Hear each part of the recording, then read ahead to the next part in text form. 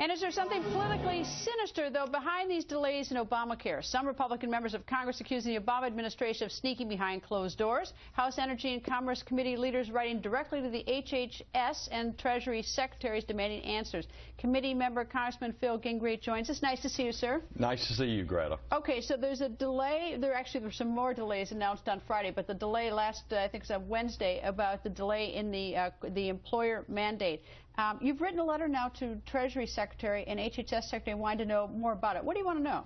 Well, we want to know what they knew and when they knew it, and who they talked to. We want to know emails. We want to find out exactly who talked them into this one-year delay, Greta. Was it just small business people, or call me cynic? Was it possibly some Democratic senators who are up for re-election in 2014 that bent the ear of the president? You think it was political? You think that? I mean, first of all, do you believe that they're ready to launch this employer part? Well, I don't think they're quite ready, but look, it's the reporting regulation requirements that are on these small businesses.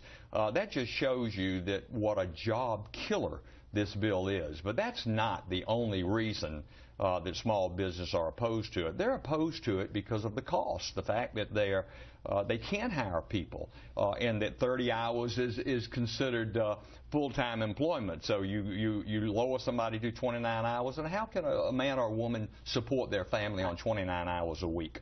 Have you asked the Secretary of Treasury and HHS to respond within a certain period of time to explain their decision process? When do they have to respond to you? July the 17th is the date that we asked them to respond. Has the administration ever led you to believe that they would be ready by January 1 for this particular mandate requirement for employers? Well, Greta, they've had, what, 3.25 years to get ready. Well, this was March 23rd to 2010. I'm trying to figure out whether it's just such a huge job, whether they can't carry through on their promises, or whether it's politically sinister to get past those 2014 elections. I'm trying to figure out. Well, it could be either. And you know, you just had that clip from Rush, and I'm a Rush listener, and he always gives you a little something extra to think about. And it's very possible that that's true. But look, I've got this sheet here in front of me. It says Obamacare's dirty dozen implementation failures. So it's not just this one.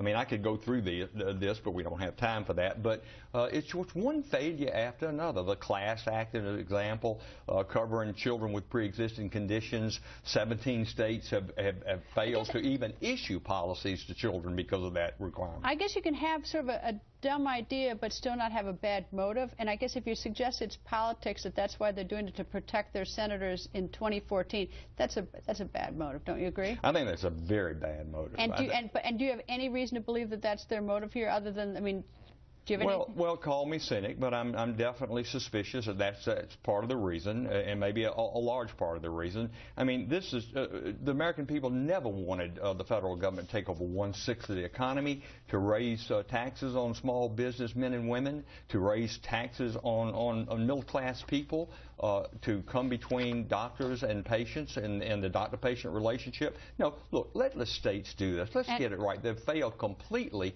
in lowering the cost of health care and providing coverage. Well, I hope you come back on the 17th when those letters are supposedly to be answered. Congressman, as always, thank you, sir. Thank you, Greta.